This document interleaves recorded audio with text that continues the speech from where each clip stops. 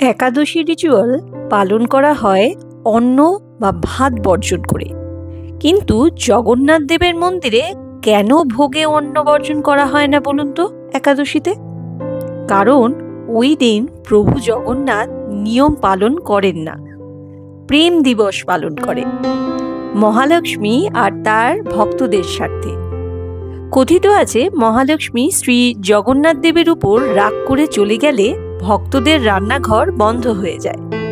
প্রভু তার ভক্তদের বাঁচানোর জন্য এবং মহালক্ষ্মীকে মানানোর জন্য তিনি নিজে সেদিন অন্নভোগ রান্না করেন এবং সেদিন প্রভু জগন্নাথ দেবের নিজের পুজো হয়। তাই তিনি একাদশী নিয়মকে ছেড়ে দেন। কখনো কখনো প্রেমকে পালন করার জন্য নিয়মকে ছাড়তে হয়। জয় জগন্নাথ।